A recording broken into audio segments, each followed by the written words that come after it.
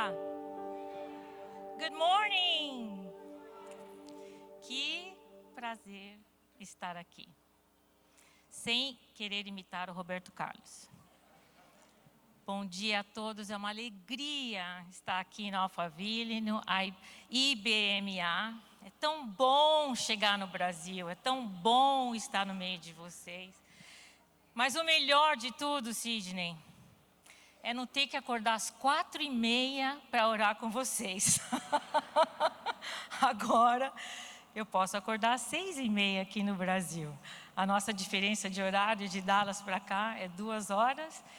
E todos os dias eu tenho a alegria de acordar na presença do Senhor, junto com a família IBMA. Eu amo vocês, eu tenho um prazer enorme, uma alegria e uma honra de fazer parte dessa igreja. Abundância na presença de Deus.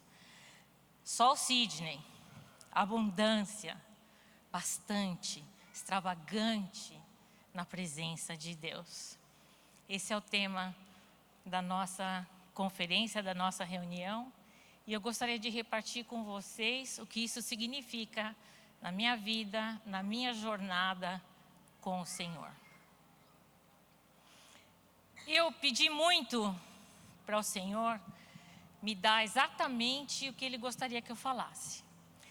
Eu considerei várias vezes ligar para o pastor Sandro, que é essa enciclopédia teológica maravilhosa que a gente tem, e falar: pastor, me dá aí uma dica, uns tips para eu saber exatamente qual é a visão de vocês, o que vocês estão esperando que eu possa repartir com vocês. Eu não consegui falar com ele, mas eu falei muito com Jesus. E pedi para que, através do Espírito Santo de Deus, Ele pudesse trazer para mim aquilo que Ele tem para nós. E Ele me deu uma passagem que está em Efésios, no capítulo 3. E eu sou bem old school, eu tenho minha Bíblia com todos os sticky notes aqui, sublinhado. E começa assim: para que assim, junto com todo o povo de Deus, vocês possam compreender o amor de Cristo em toda a sua largura, comprimento, altura e profundidade.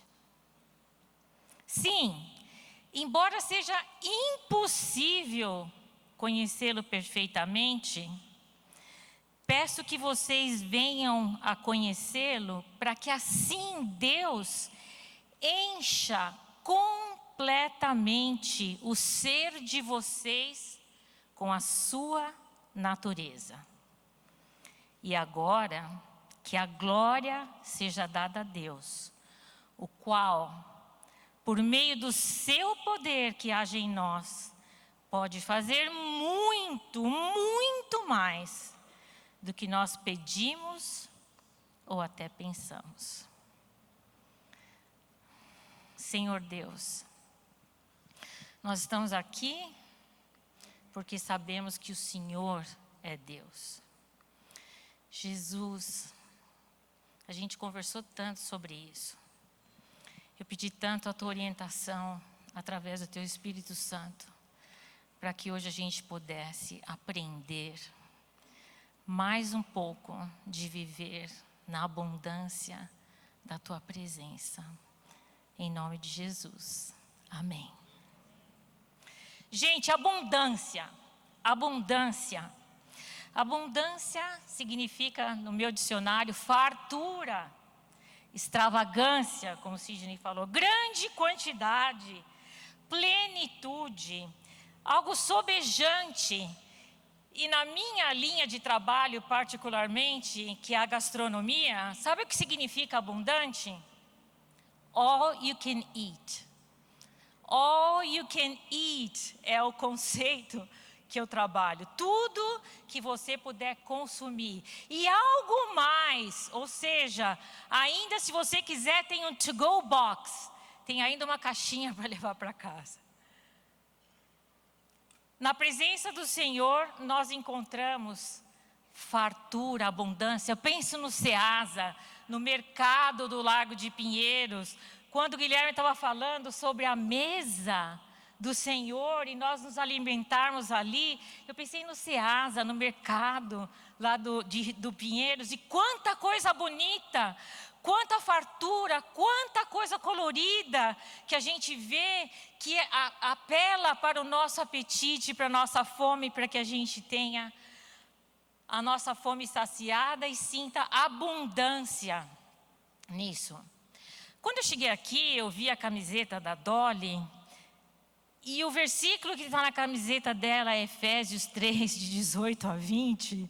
Eu falei, obrigado, Jesus. Obrigado. O que o Senhor falou para eles, o Senhor falou para mim. É sobre isso que eu quero conversar hoje.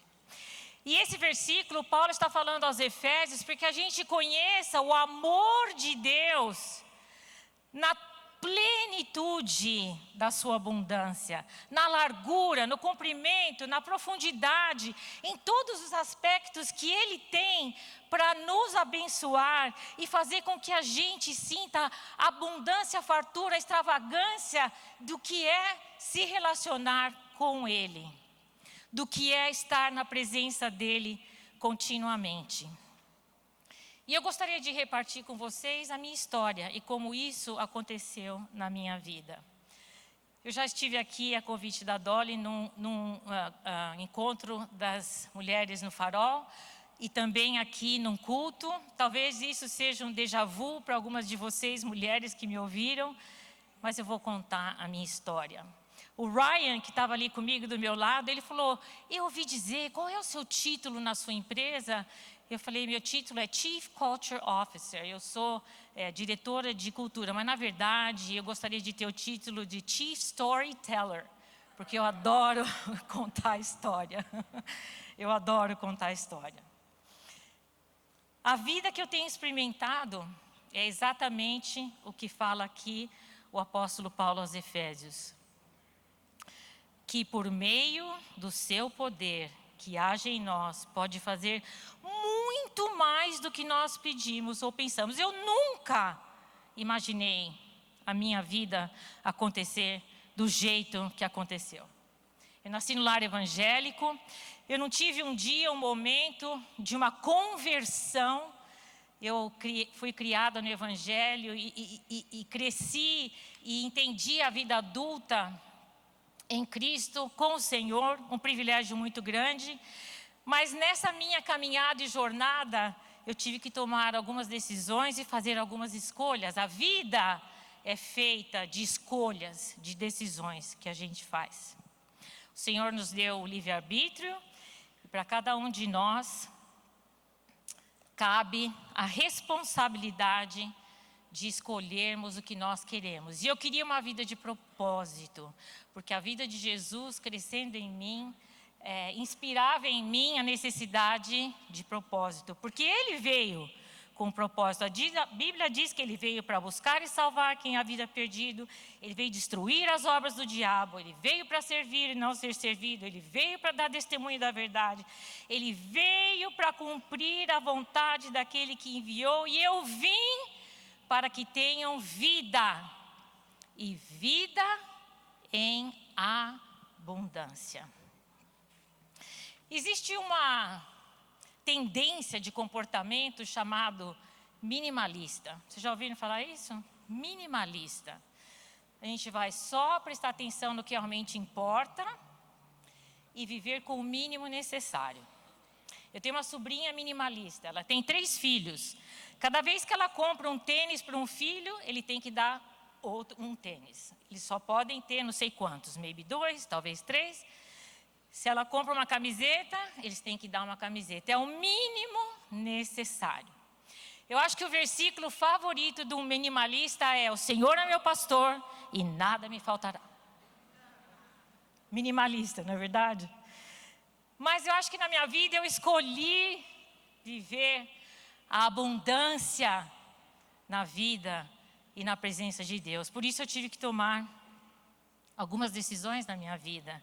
E a primeira decisão, ainda jovem, que eu senti importante na minha vida acontecer foi a obediência. A obediência é a nossa voluntária submissão a uma autoridade. E essa voluntária submissão à autoridade do Senhor vem por causa do amor.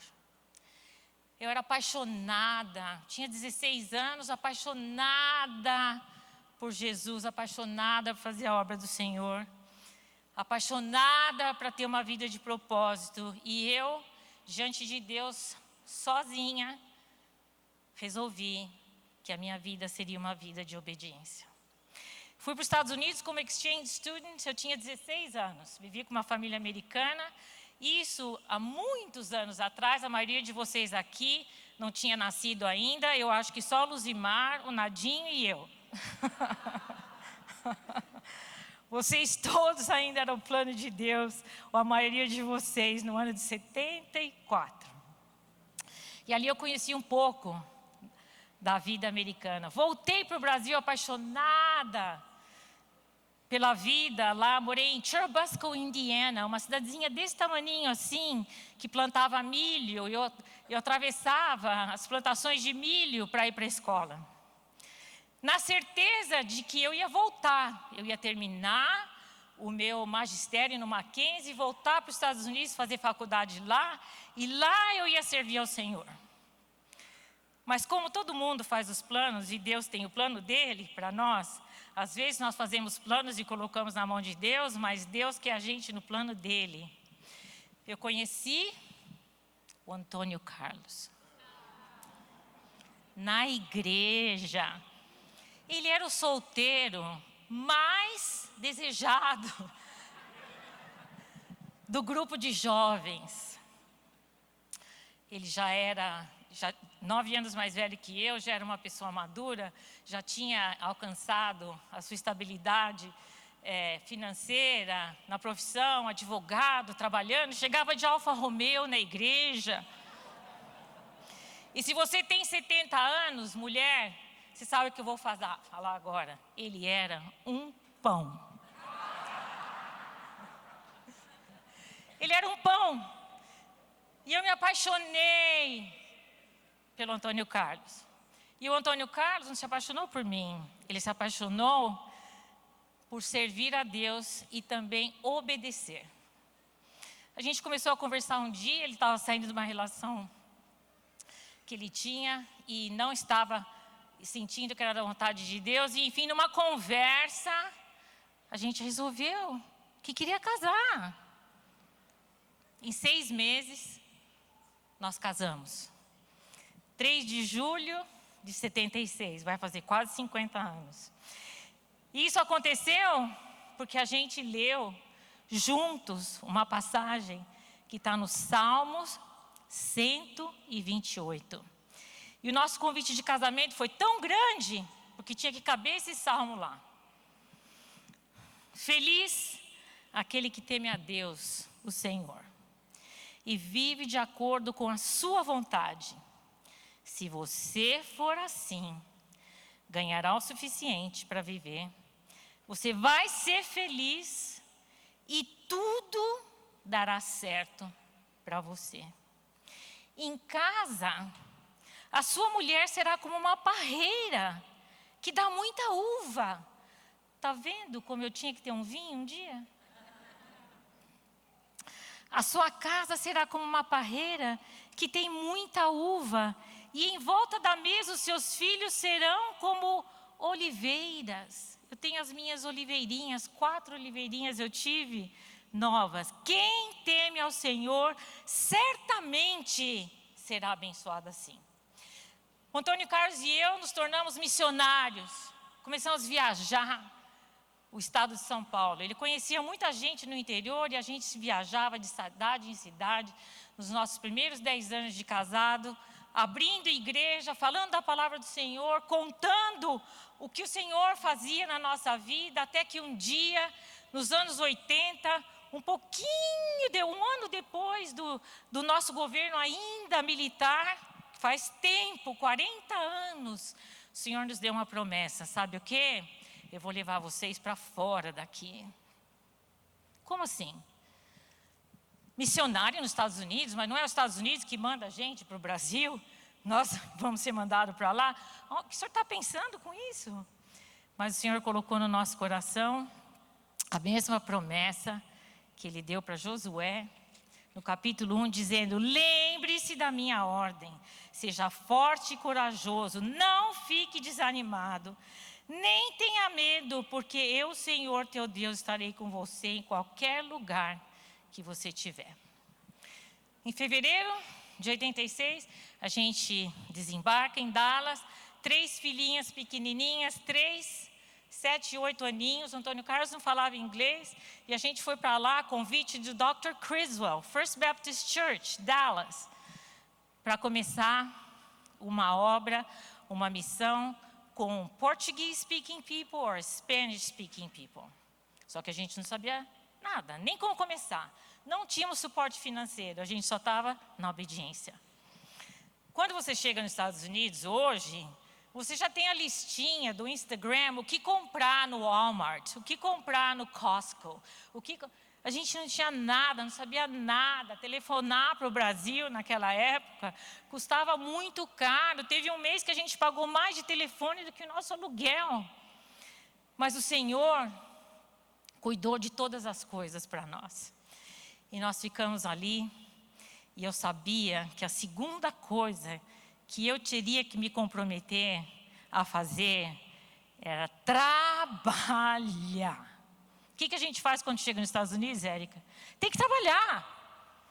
Mas trabalhar, eu dou aula na escola dominical, eu cuido das mulheres. Não, você vai trabalhar, porque o meu reino é maior do que acontece dentro da igreja. É maior, e as pessoas que eu quero alcançar estão muito mais lá fora do que aqui. E eu comecei a trabalhar. E eu comecei a trabalhar baseado naquele versículo de Colossenses, capítulo 3, versículo 23. O que vocês fizeram, façam de todo o coração, como se estivessem servindo o Senhor e não a pessoas. Lembrem que o Senhor lhes dará como recompensa aquilo que Ele tem guardado para o seu povo, pois o verdadeiro Senhor que vocês servem é Cristo. Eu não sei o que está acontecendo na sua vida hoje, eu não sei o que você faz quando você acorda, ora às 6:30 com a gente e sai para trabalhar. Mas você está trabalhando para Cristo. Ponha isso no seu coração e você vai ser feliz, e você vai ter energia, e você vai ter disposição, e você vai ter alegria, porque tudo que você faz é para o Senhor. Faça isso de todo o seu coração. Faça isso com todas as tuas habilidades, os teus talentos que Ele deu para você. Não importa onde você estiver. Seja num ato de serviço, numa hotelaria, num valet parking, num restaurante, no marketing, no RH, eu não sei. Mas aonde você estiver, faça isso de todo o teu coração. E Ele tem guardado para você a recompensa. Eu trabalhei em hotelaria durante 12 anos. Eu fiz tudo que você pode fazer num hotel, pastor. Desde trocar a cama até ter a reunião com o board. E 12 anos, todos os dias eu acordava e ia para o hotel pensando: eu trabalho para o Senhor, eu faço para o Senhor.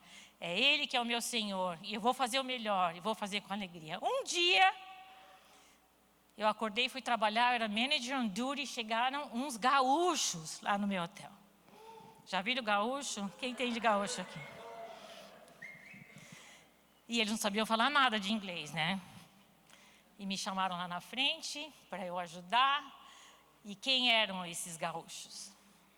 Eles estavam levando a empresa, a companhia deles para os Estados Unidos e precisavam de alguém que pudesse ajudar. Naquela hora eu pensei: ok, essa é a minha chance de colocar em prática tudo que eu aprendi aqui e fazer junto com eles o plano de Deus que o Senhor tem para a minha vida.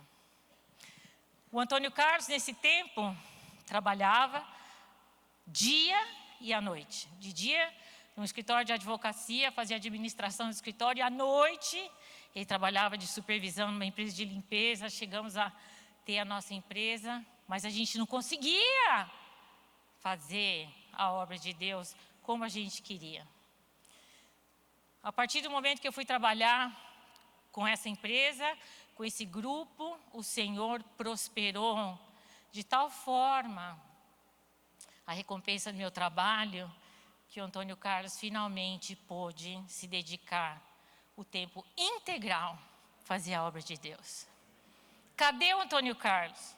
Está na África, está na Rússia, está na Índia, está no Japão. O Antônio Carlos virou um embaixador do amor de Deus para quem cruzasse o seu caminho. Aí a gente pôde entender, porque a palavra diz que ainda que você não consiga entender perfeitamente, Ele vai completar em você a sua natureza, para tudo aquilo que você fizer glorificar o nome do Senhor, e você não tem nem ideia o quanto Ele pode fazer através da sua obediência e do seu trabalho. Assim o Senhor prosperou o nosso trabalho. Tantas experiências de sacrifício, de trabalho, de perdas. Eu não esqueço quando estávamos indo para Orlando, e como a gente se via tão pouco, porque eu viajava tanto e ele também, falei, vamos de carro para Orlando. Assim a gente fica 18 horas junto. Já pensou? Faz uns 15 anos que a gente não fica junto, 18 horas. A gente não ficava junto. Todo mundo falava, ai, vocês são tão bonitinhos juntos. Como que vocês fazem para ter um casamento tão bom? E eu falo, a gente não se vê.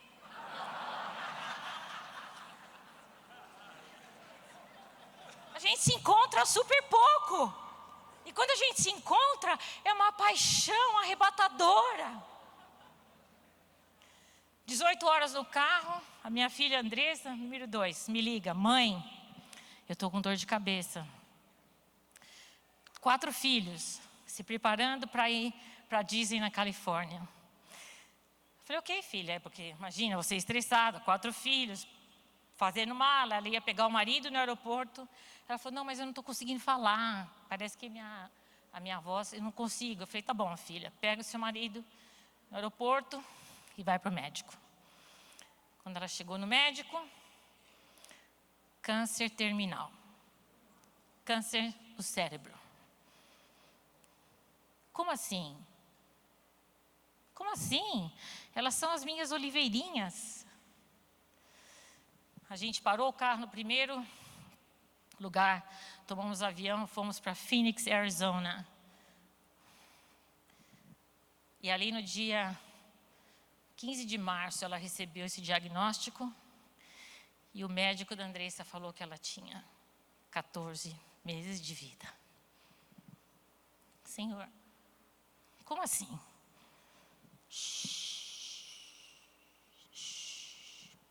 Para de lutar. Aquietai-vos. Sabei que eu sou Deus.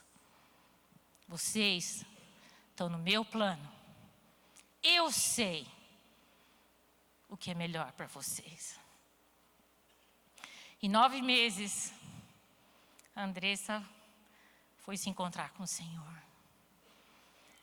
E naquele dia, eu senti que o plano de Deus, apesar de, como diz a Bíblia, a gente não poder compreender perfeitamente, o Senhor estava completando a abundância da sua suficiência na minha vida, na vida dos meus filhos. As minhas 2 filhas, número 3 e 4, Thalita e Michelle, assumiram a missão de poder criar os 4 filhos da Andressa. O Antônio, a Bela, a Lulu e o Benício. A Bela hoje tem 19 anos, ela está aqui comigo.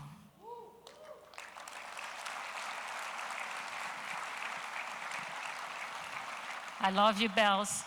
I know you don't understand anything I'm saying, but it's good, trust me.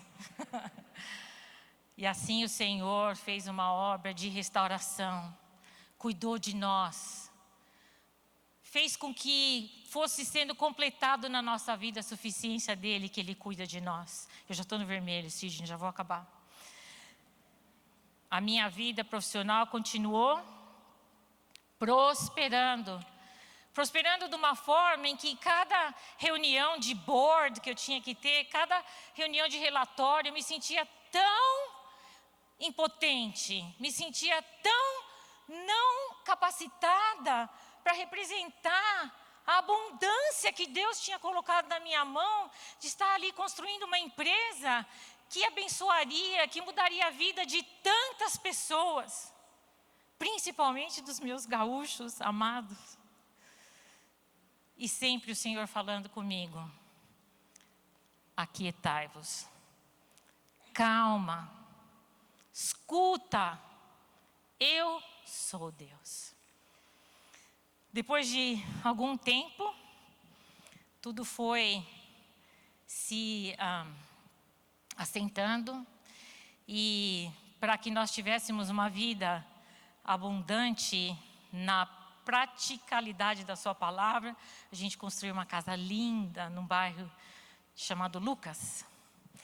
E ali o nosso propósito era construir novas memórias, novas histórias da nossa vida. Nós tivemos ali casamento, festa, batizado, muitos batizados lá, noivado, baby shower. O que você pensar de festa, todas as festas da minha empresa, da nossa empresa, era ali em casa. E um dia, sem que eu entendesse nada do que estava acontecendo, a nossa casa foi destruída por um fogo implacável. E esse fogo implacável destruiu tudo. Tudo. Literalmente, eu sei o que é estar com a roupa do corpo. Naquela noite, uma das minhas filhas foi no Walmart, comprou um pijama, uma escova de dente, um jeans e uma camiseta para mim. Era o que eu tinha daquele presente que eu tinha dado. Mais anexado a essa casa, eu tinha uma casa de hóspedes. Pastor Sidney foi a última pessoa que ficou naquela casita. A casita tinha vida própria. Tinha lá cozinha, banheiro, quarto, sala de jantar, sala de visita. E tudo lá era da casita. E aquela casita eu fiz para receber os meus convidados. E quando o pastor Sidney foi lá, eu quis enfeitar a casita para ele. E eu pus lá um quadro muito especial para mim. A única coisa minha que tinha lá naquela casita era aquele quadro. E o pastor Sidney foi embora e eu esqueci ele lá. E quando eu vi a minha casa queimando na minha frente, aquele fogo queimando tudo, e eu não quero espiritualizar tudo aqui, dizer que eu não estava sofrendo, eu não queria não estar ali, eu queria que não tivesse acontecido. Não, tudo isso aconteceu, já passou. O Senhor falou no meu coração, quando aquele fogo estava acontecendo, parecia assim que veio uma espada e cortou a força daquele fogo, e aquele fogo não foi para a casita. E eu senti no meu coração, está vendo? Tudo pode ser destruído, mas aquilo que você faz para o próximo, você fez para mim. E isso jamais vai ser destruído. Aquilo que você fez para o outro, esse lugar acolhedor que você fez para poder receber ali o seu próximo, não vai ser destruído. Tudo que nós fizermos em nome de Jesus, para o nosso próximo, em amor, não vai ser destruído. E eu entrei na casita, pastor, estava lá o quadro. E aquele quadro era o quadro do farol. E vocês sabem o quanto o farol significa para nós, para minha família, para nossa igreja. Era como o Senhor estivesse confirmando na minha vida: o que você faz para o reino dura para sempre. Obediência, trabalho, e com isso eu aprendi que o que nós precisamos também para viver na abundância de Deus é saber repartir, doar. No livro de 2 Coríntios, no capítulo 9, terminando, diz assim: lembrem-se disso, quem planta pouco, colhe pouco. Quem planta muito, colhe muito. Que cada um dê a sua oferta conforme resolveu no seu coração, não com tristeza, nem por obrigação, pois Deus ama a quem dá com alegria. E Deus pode dar muito mais do que vocês precisam. Para quê? Para que vocês tenham sempre tudo o que necessitam. E ainda mais do que é necessário. Para quê? Para fazerem todo o tipo de boas obras. Que Deus nos abençoe. Eu amo vocês.